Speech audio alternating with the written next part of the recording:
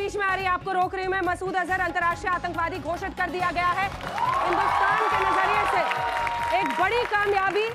मसूद अजहर, जिसको बार बार यूएन की तरफ से अंतर्राष्ट्रीय आतंकवादी घोषित कराने की कोशिशों में हिंदुस्तान लगा हुआ था, आखिरकार उसमें कामयाबी हासिल हुई है और यूएनएससी ने, यूनाइटेड नेशंस सिक्योरिटी काउंसिल ने मसूद अजहर को अंतर्राष्ट्रीय आतंकी घोषित कर दिया है। सुरक्षा परिषद से अंतर्राष्ट्रीय आतंकी घोषित कर दिया गया है। गौरव सावंत हमारे सहयोगी यहाँ पर हो रहे हैं। गौरव, खुशी की लहर देखिए आज स्टूडियो में भी है। जैसे खबर आई है यहाँ पर सब भारत माता की जय के नारे लगाने गए हैं। बड़ी कूटनीतिक जीत और आतंकवाद के खिलाफ हिंदुस्तान की जंग में एक बड़ी कामयाबी के तौर पर इसे देखा जाएगा। गौरव, निश्चित तौर पर अंजना, बहुत बहुत बड़ी खबर है और बहुत अच्छी खबर है भारत के लिए। मौलाना मसूद अजहर, वो आतंकवादी जो संसद में हुए हमले से लेकर पठानकोट में हुए हमले में के लिए रिस्पॉन्सिबल था, उसको आज संयुक्त राष्ट्र संघ ने, यूनाइटेड नेशन से 1267 सैंक्शंस कमेटी के तहत एक आतंकवादी घोषित कर दिया है। पिछले लगभग 10 वर्षों से ये प्रयास निरंतर चल रहा था, लेकिन सफल नहीं हो पा रहा था। 15 में से 14 देश इसके लिए तैयार थे। चीन अड़ंगा लगा रहा था, लेकिन इस बार भारत के निरंतर प्रयास की वजह से चीन ने भी अपना जो अंकुश था उसे हटा लिया, रोक लिया। और आज बिल्कुल अभी ये खबर आई है कि यूएन ने 1267 सैंक्शंस कमेटी में मसूद अजहर को आतंकवादी, इंटरनेशनल टेररिस्ट घोषित कर दिया है। अंजना, हिंदुस्तान और हिंदुस्तान के लगातार जो कोशिशें थी गौरव, जिसकी वजह से चीन अब धीरे धीरे झुकता नजर आ रहा था, माने कि उन्हीं कोशिशों का अंत में नतीजा है, क्योंकि फ्रांस, अमेरिका, ब्रिटेन जैसे देश खुलकर सामने आ रहे थे और वो भी इस मोशन को पास करने के लिए आगे बढ़ रहे थे। ऐसे में चीन पूरी तरह से घिर गया था। पाकिस्तान का मुखौटा हट चुका है। ऐसे वक्त पर पाकिस्तान का साथ देना भारी पड़ता। बिल्कुल सही कहा आपने।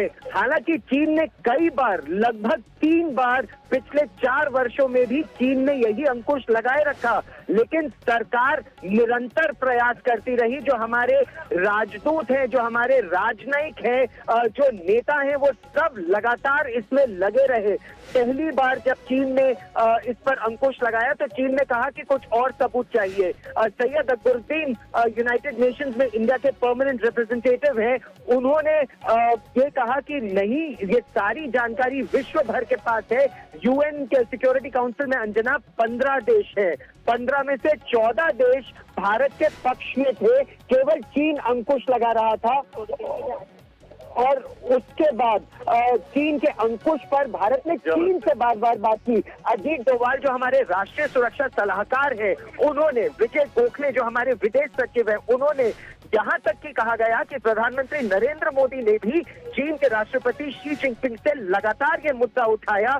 जितनी बार मिले उतनी बार उठाया और उसके बाद उसी का नतीजा है कि आज यूएन में चीन ने अपना जो अंकुश इस पे था वो हटा लिया और मसूद अजहर एक इंटरनेशनल टेररिस्ट घोषित हो गया है। जनाब गौरव, आप बने रहिए हमारे साथ, इस पर चर्चा करेंगे। एक बड़ी कामयाबी हिंदुस्तान के नजरिए से देखें तो चीन जो अब तक अड़ंगा लगाता रहा है, 3 बार ऐसी कोशिशें आई और पिछली बार तो इस बार जब हमला हुआ और उसके बाद हिंदुस्तान ने ये कोशिश की कि उसे अंतर्राष्ट्रीय आतंकी साबित किया जाए, घोषित किया जाए, टेक्निकल एरर बता दिया और टेक्निकल ग्लिच को लेकर उसका बहाना बनाते हुए चीन ने अड़ंगा लगा दिया था। लेकिन अब बड़ी कामयाबी।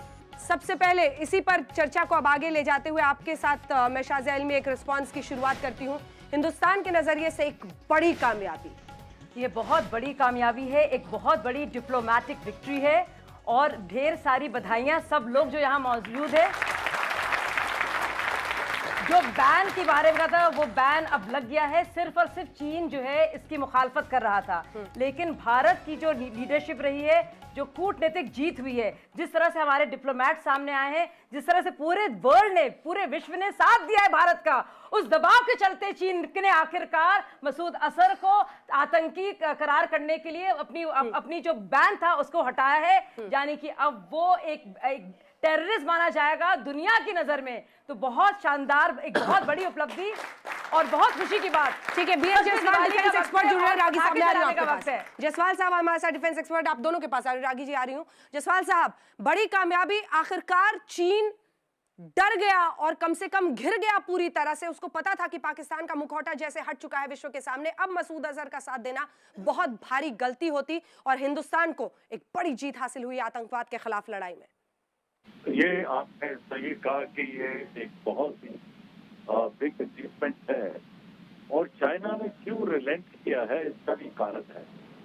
इसका कारण ये है कि इस वक्त चाइना की फिलॉसफी है इकोनॉमिक ग्रोथ।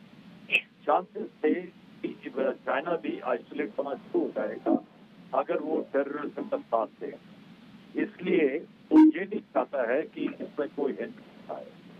दूसरा, उनको भी इस चीज का खौफ हो रहा है कि पाकिस्तान में जिस तरह जो इस्लामिक टेररिज्म आ रहा है, इसका असर उनके जिनजियांग प्रोविंस में हो सकता है। तो उनको अभी कदम लेना चाहिए कि वो भी टेररिस्ट कॉम्पिटिशन करते हैं, उनको जो है। हमजा हमारे साथ, हमारे सहयोगी जुड़े। जयसवाल साहब, कुछ आपके आवाज में प्रॉब्लम है। हमजा, बड़ी खबर पाकिस्तान में, क्या इस पर अभी तक कोई भी रिएक्शन? जिस मसूद अजहर का पनाहगाह बनाया हुआ था पाकिस्तान ने अपने मुल्क में, खुले तौर पर कभी पता चलता था लाहौर में है, कहीं रावलपिंडी में है, उस मसूद अजहर को अंतर्राष्ट्रीय आतंकी घोषित कर दिया गया है। कैसे